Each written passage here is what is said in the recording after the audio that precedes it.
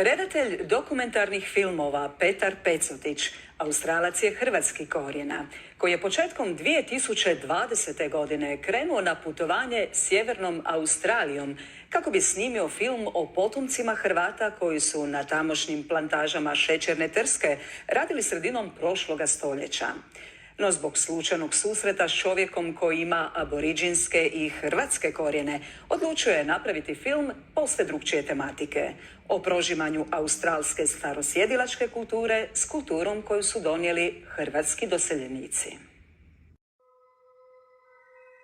Sve do početka pandemije, Petar Pecutić je svake godine redovito posjećivao Korčulu i Pelješac, te se upoznavao s posebnostima rodnog kraja njegovih roditelja. No kako su australske vlasti u ožujku 2020. zatvorile granice, Pecutić je odlučio iskoristiti vrijeme lockdowna kako bi bolje upoznao svoju drugu domovinu i kulturu aboriđina, prastanovnika ovoga kontinenta. I got myself a camper van and decided to explore the country of my birth, which is this country, Australia. Iznajmio sam kamper vozilo i odlučio istražiti zemlju u kojoj sam se rodio, Australiju. Također odlučio sam ponoviti putovanje koje je moj pokojni otac prošao 1958. godine. On se ovdje doselio 2 godine ranije. Sjeo je s prijateljem u automobil i njih dvojica su se provezli od Sidneya sve do Cairnsa, grada na sjeveru Queenslanda. I o tom putovanju otac mi je često pričao dok sam bio dijete. Tako sam odlučio posjetiti potomke migranata koji su u tim krajevima sjekli trsku, s namjerom da doznam jesu li ti današnji Australci sačuvali išta od svog hrvatskog identiteta.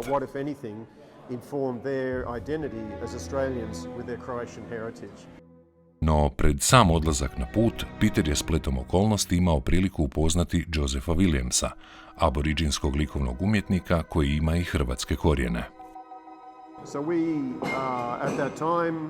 Josepha sam upoznao pred sam polazak na to putovanje, na projektu u kojem sam pomagao grupi aboriđinskih umjetnika u organiziranju izložbe u jednoj sidnijskoj galeriji, te sam u razgovoru doznao da je on s očeve strane Hrvat. Bili smo fascinirani kulturalnom pozadinom obojice, tako da sam ja Josepha počeo podučavati hrvatskoj kulturi, jeziku, glazbi, a on je mene podučavao Varamungu kulturi, jeziku i načinu života općenito. Ovo je za mene bila velika čast i jedinstvena prilika da kao urbani Australac iz Sidneya, koji nije imao puno prilike naučiti više o najstarijoj neprekinutoj kulturi na ovoj planeti.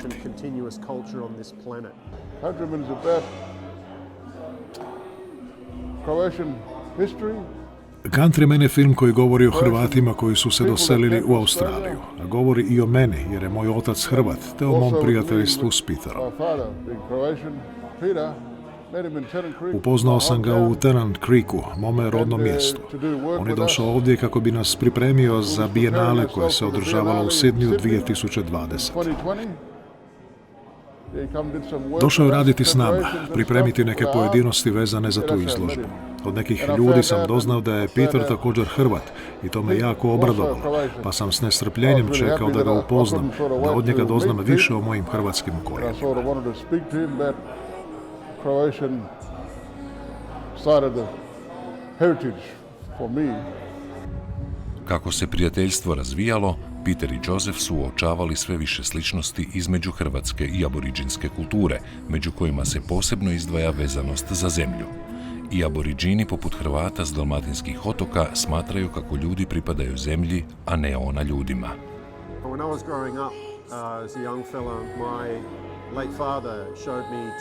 Kada sam bio maleni dječak, moj pokojni otac mi je pokazao 2 tegle. Jedna je bila ispunjena zemljom iz polja na Korčuli, a druga je bila puna vode iz Jadranskog mora. Pokazao mi ih je i rekao da mu ih je dala njegova majka prije odlaska u Australiju, kako nikada ne bi zaboravio zemlju, mora i tlo kraja iz kojeg dolazi. To je jedno od mojih najranijih sjećanja koje ću pamtiti cijeloga života. Zatim mi je objašnjavao kako je zemlja svetinja, te da ću kad odrastem naslijediti zemlju na Korčuli, ali je nikada neću moći prodati.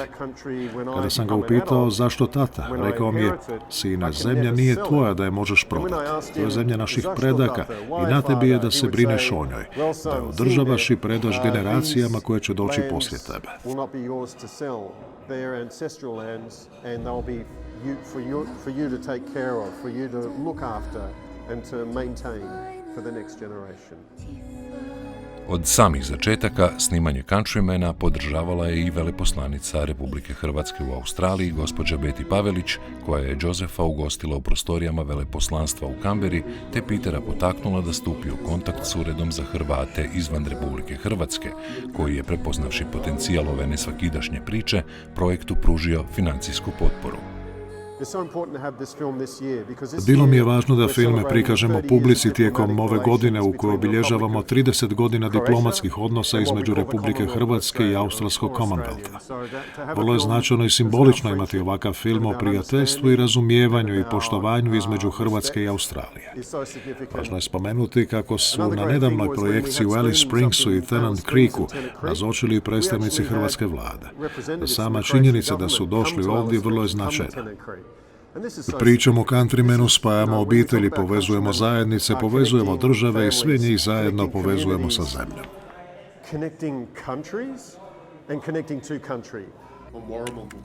Nakon predpremijernih projekcija u rodnom mjestu Josepha Williamsa, želja tvoraca Zemljaka je što prije posjetiti Lijepu našu i prikazati film na jednom od hrvatskih festivala dokumentarnog filma.